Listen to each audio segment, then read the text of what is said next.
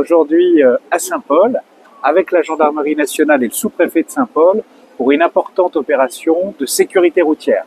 Le département de la Réunion a connu ce week-end 3 décès sur nos routes, donc c'est une série noire, on peut le dire comme ça ce week-end, qui sont dus à des infractions au code de la route et notamment à ce qu'on appelle des conduites addictives, c'est-à-dire la consommation d'alcool ou la consommation de stupéfiants.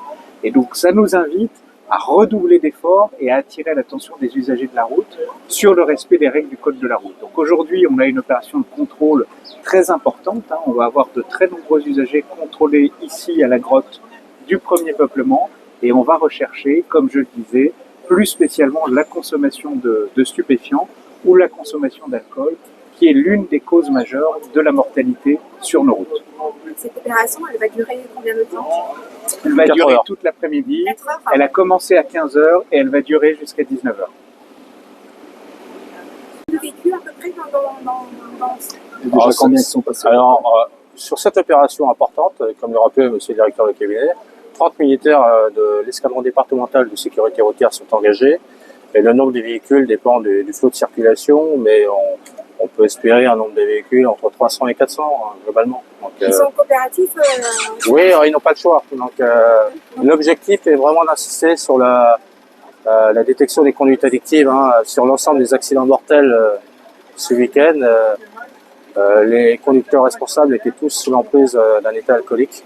Donc il est important de rappeler les règles et de faire de la prévention au début de ces vacances à fortiori.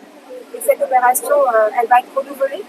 Très régulièrement, nous sommes tous les week-ends sur les routes, à la sortie des discothèques ou sur l'ensemble des axes accidentogènes pour rappeler les règles. L'objectif, c'est que personne ne rentre à la maison en ayant subi un drame de la route.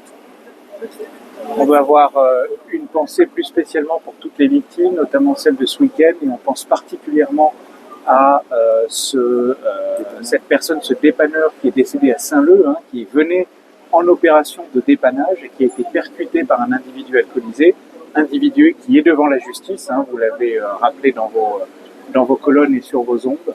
Donc on veut vraiment insister sur la responsabilité individuelle. Au-delà des contrôles que peuvent faire les forces de l'ordre, il n'y a vraiment que les comportements individuels qui peuvent éviter cette mortalité sur nous. On a eu le Grand Boucan à Saint-Paul la dernière fois, on a eu pas mal de problèmes de stupéfiants.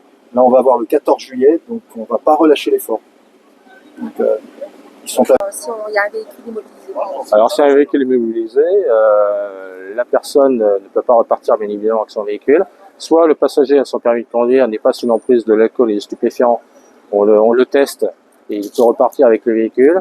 Dans le cas contraire, les proches ou la famille viennent le chercher. Et ça peut aller jusqu'à la saisie des véhicules en cas d'infraction grave au code de la route. Vous voyez la dépanneuse juste à côté qui est là, prête à emmener des véhicules et à saisir des véhicules pour les confisquer après un avoir criminel. Et là, depuis le début de l'opération, il y a eu combien d'infractions? Il y a eu plusieurs infractions, on est déjà à 4 infractions alors que le contrôle vient de commencer, en alcoolémie et en dépistage stupéfiant positif. Merci.